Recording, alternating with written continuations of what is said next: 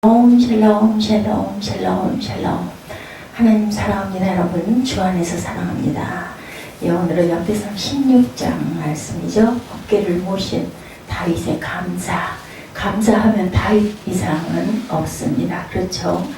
예, 어떤 그 재밌는 이야기가 있어서 소개합니다. 천사가 찾아와서 세 가지 소원을 들어주겠다 하고 얘기했다고 합니다. 예, 그래서 옆에서 잔소리하는 아내가 있어서 지금 저 마누라를 가시고 좋은 마누라를 데려다 주시옵소서 그렇게 예, 소원을 빌었다 그러죠.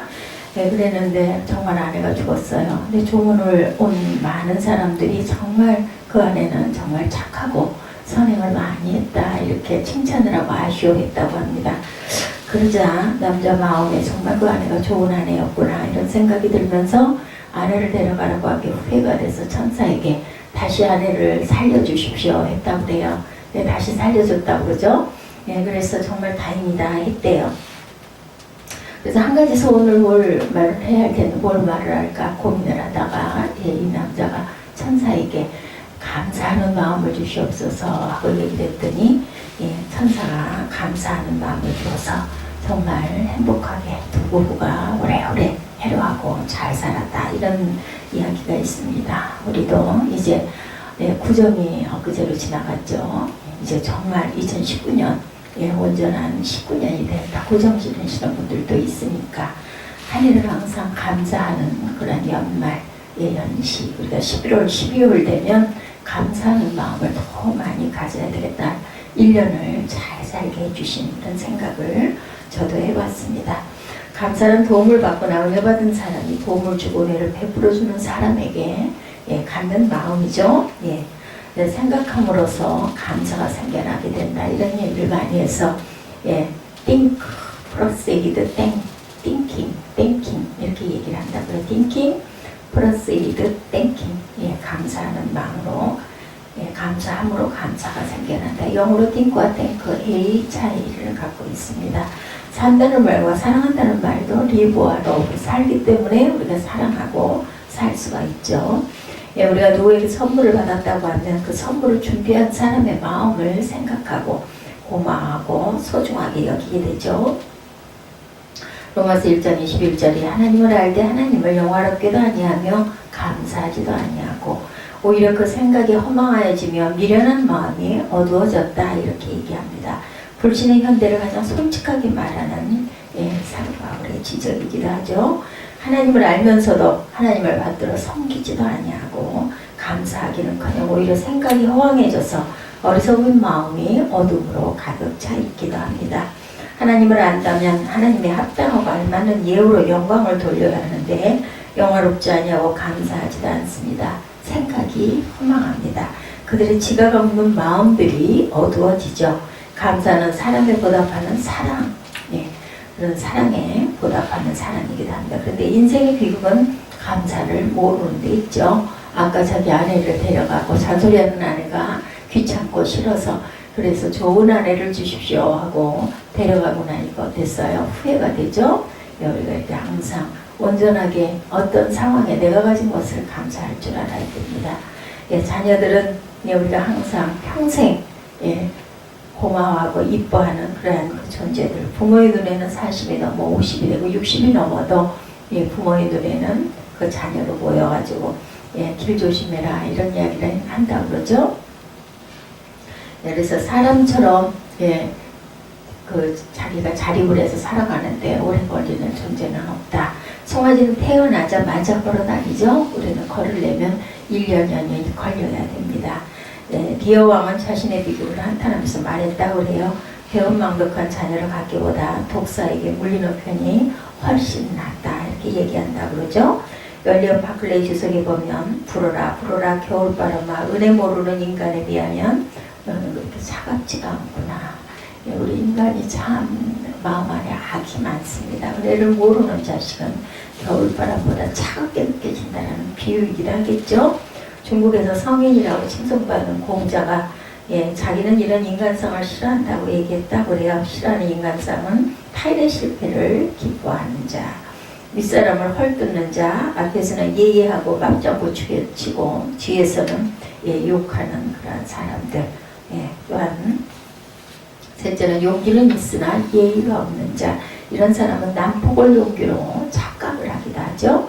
넷째, 배은망덕한 자. 감사할 줄 모르는 자다. 이것이 제일 큰 것 같습니다. 예, 그 중에 가장 싫어하는 자는 감사할 줄 모르는 자. 공자의 얘기예요. 감사 생활은 몸에 배워야 합니다. 항상 미안하다, 감사하다라는 표현을 해야 되겠죠. 사람다움이라고 하는 것은 미안함을 아는 데 있고 고마움을 아는 데 있다고 해도 과언이 아닙니다. 만물의 영장이고 하나님의 형상대로 지음받은 사람이라면 실패와 실수 이런 것들을 누구에게 끼쳤을 때는 항상 excuse me, 미안합니다 라는 이야기를 하고 작은 배려에도 감사합니다 라는 표현을 해야 되겠죠. 아랫사람에게도 윗사람뿐만이 아니라 고맙다, 미안하다는 말을 아끼지 말아야 됩니다. 오늘 본문에 다윗의 감사에 대한 내용이 나오고 있습니다. 예수님이 아주 감사를 많이 하신 분이에요. 오병이어를 은혜를 베풀 때도 하나님께 먼저 축사하시고 감사하셨죠. 그래서 우리는 항상 해와 비와 바람을 주신 하나님께 감사하는 마음을 가져야 되겠는데, 다윗의 감사는 어땠었는지 우리 한번 살펴보도록 하죠. 오늘 본문에 감사를 가장 많이 했던 그러한 사람이 바로 다윗 아니기도 합니다. 많은 시편을 하나님께 올리는 감사의 시를 이렇게 많이 지었습니다.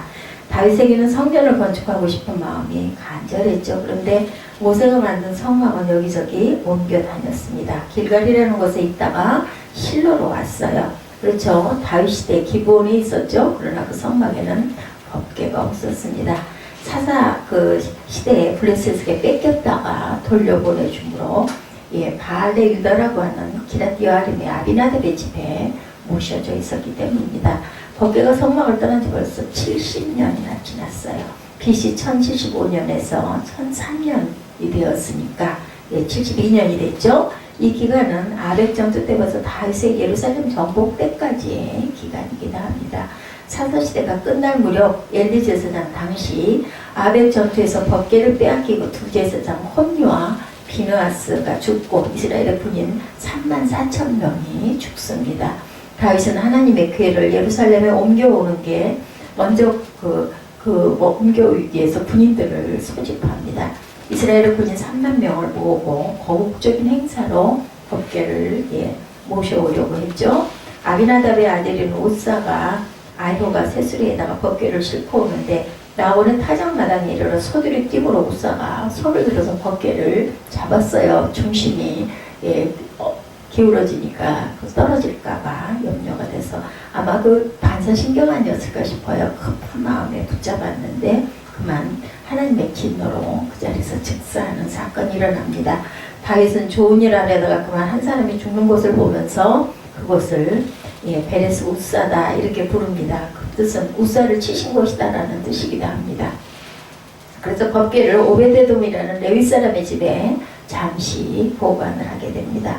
오베데돔은 법궤를 잘 모심으로 큰 축복을 받았다고 그러죠. 석 달 동안 모심으로써 오베데돔에게는 아들, 손자 합해서 62명의 자녀들이 있었는데 사물을 잘 보고 유능하여 인정받고 하나님은 그들에게 복을 주셨습니다. 오베데돔은 그동안에 신실하였지만 신실하였는데 또 복을 받습니다. 다윗은 하나님의 말씀으로 돌아가 무슨 잘못으로 법궤를 운반하지 못하였는지를 알게 되죠. 법궤는 수레에 싣고 다니는 것이 아니라 반드시 제사장들이 어깨에 메고 운반하라고 말씀하셨어요. 성경에 보면 법궤는 제사장과 레위인으로 고앗 자손만 멜 수 있음이 명시되어 있죠. 다윗은 모든 제사장들과 레위 사람을 소집하고 다시 거국적인 행사로 법궤 운반 작전을 감행합니다.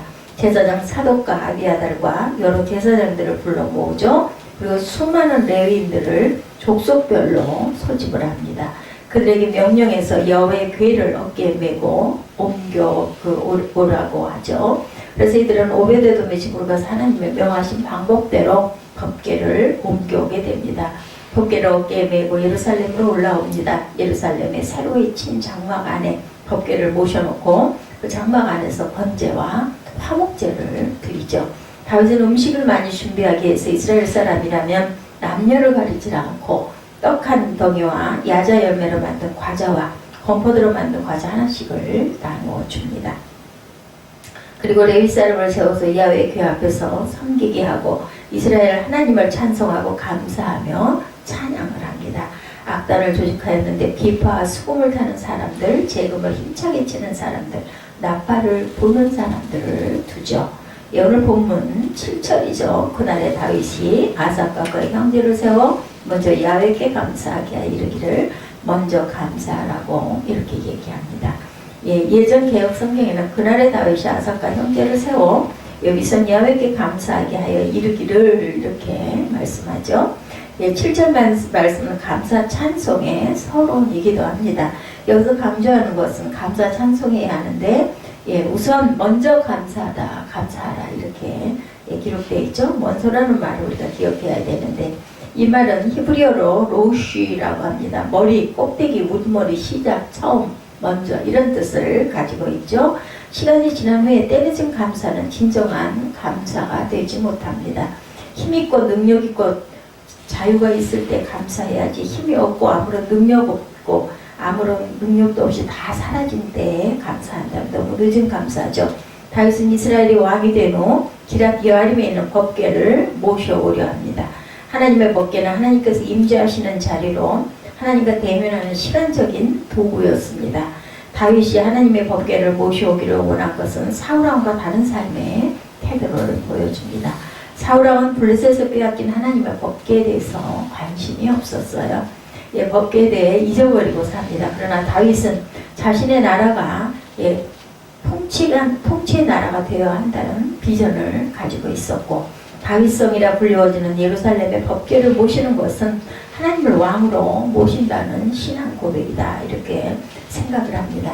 다윗이 법궤를 모시려는 또 하나의 이유는 법궤를 모시고 그 앞에서 철저히 예, 하나님께 묻고자 하는 그런 마음이었습니다. 역대상 13장 3절을 보면 우리가 하나님의 궤를 우리에게로 옮겨오자 사울 때는 우리가 궤 앞에서 묻지 아니하였으니라 하네 이렇게 나타나 있습니다. 이 말의 뜻은 사울이 결코 하지 못한 하나님께 묻는 일을 다윗은 해야겠다라고 이런 소망을 가졌다. 하나님께 매사를 묻으려는 다윗, 그것이 하나님께 뿌리를 박은 다윗의 영성의 생활이었죠. 사실 역대기에는 야훼께 묻다로 끝나는 단어가 43회나 나옵니다.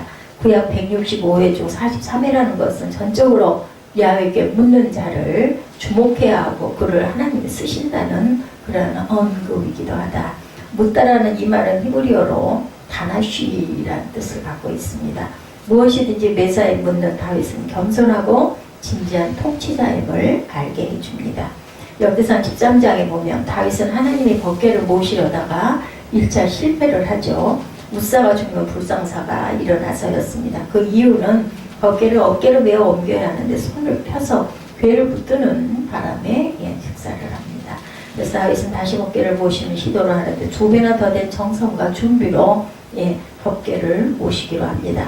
법궤를 옮기는 데 있어 하나님이 정해놓으신 명령을 한 가지도 어기지 않고 준비합니다. 레위인들을 모아 정결하게 하죠. 그리고 노래하는 자들을 세워서 다양한 악기를 동원하기도 하죠.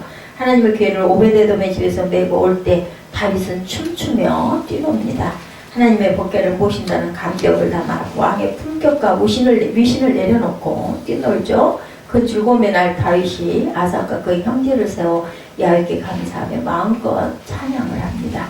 그 찬양의 시 속에 다윗이 알고 있는 하나님, 다윗이 그동안 경험한 하나님이 담겨 있는데 그 하나님은 어떤 하나님인가? 언약을 지키시는 하나님이다. 역대상 16장 15절에도 나타나 있죠. 너희는 그의 언약 곧 천대에 명령하신 말씀을 영원히 기억할지어다 이렇게 기록되어 있습니다. 언약은 아브라함을 갈대아 우르에서 불러내심으로 시작이 됩니다. 우상장사를 하던 부모의 가정에서부터 아브라함을 강이편으로 불러냅니다. 영원한 언약은 아브라함에게 하신 언약이고 이삭에게 하신 언약이고 야곱에게 세우신 언약, 이스라엘에게 하신 언약입니다. 언약은 브리트란 단어로 쪼갠다라는 뜻을 갖고 있어요. 언약을 할 때 재물을 쪼개어 놓고 그 갈라진 재물 사이로 사람이 지나갑니다. 즉 하나님 앞에 언약을 할 때 피 흘린 짐승의 쪼갰 사이를 사람이 다니는 것은 언약을 지키지 않으면 죽는다라는 의미를 갖고 있죠. 언약을 지킴으로 언약에 유효하고 생명의 복을 누리지만 지키지 못할 때 죽음이 이르죠. 네, 그러므로 하나님은 히브리 백성을 자기 백성으로 삼으신 후에 언약을 지키지 않은 아는 적이 없다. 하나님은 한 번도 자기 백성 앞에서 언약을 깨뜨리시고 불성실하거나 실수하신 적이 없는 하나님이시죠. 언약을 굳게 지키는 하나님 앞에서 어긴 자들은 유다 백성이고 이스라엘이 배반을 합니다. 역대상 16장 18절에서 22절을 보면 하나님의 언약은 가나안 땅을 주어 기업의 지경이 되게 하리라 이렇게 말씀하죠. 아브라함으로부터 요셉 시대까지 70여 명의 숫자로 늘어난 이 히브리 가족은 가나안 땅을 준다는 것이 하나님의 언약이었습니다. 작은 수의 사람들에게 땅이 없었죠. 번성한 60만 명이 되었어도 내 땅은 없었습니다.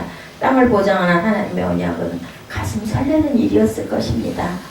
그러나 아직도 그들이 사는 곳은 나그네처럼 사는 남의 땅이었죠.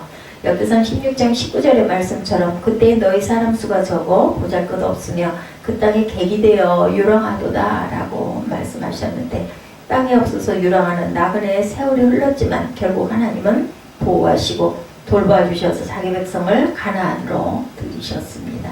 하나님은 언약을 지키시는 하나님이시고 신실하시고 성실하신 이스라엘 역사를 관통하고 있기도 합니다. 여기 하나님의 법궤를 모셔드린다는 것은 언약을 지키는 하나님을 모시고 그 하나님 앞에 바로 살겠다라는 맹세죠. 그 삶의 이행을 기뻐하며 다윗은 감사 찬양을 드리고 있었던 겁니다. 두 번째 은혜를 베푸시는 하나님이죠. 역대상 16장 21절에서 23절에도 나타나 있습니다. 야훼께서 사람이 그들을 해하기를 용납하지 아니하시고 그들 때문에 왕들을 꾸짖어 이르기를 나의 기름 부은 자에게 손을 대지 말며 나의 선지자를 해하지 말라 하였도다. 이렇게 증거합니다. 나의 기름 부음 받은 자는 그 기름을 부은 자는 누군가 또 나의 선지자는 과연 누구일까. 히브리 본문에 복수로 되어 있는 기름 부은 자들 선지자들은 결국은 구별된 자로 부르시고 택하신 사명을 전해할 이들은 이스라엘 백성들이기도 합니다. 아직 완전한 군대가 되지 못했을 때 질서가 잡히지 못했을 때 하나님은 부르시고 지켜주시죠. 손을 대지 말고 해하지 말라고 주변 왕들을 하나님이 꾸짖었다는 것입니다. 하나님의 돌보시고 하나님의 보호하지 아니하시면 광야에서 배회하는 히브리 백성은 과연 어떻게 되었을까?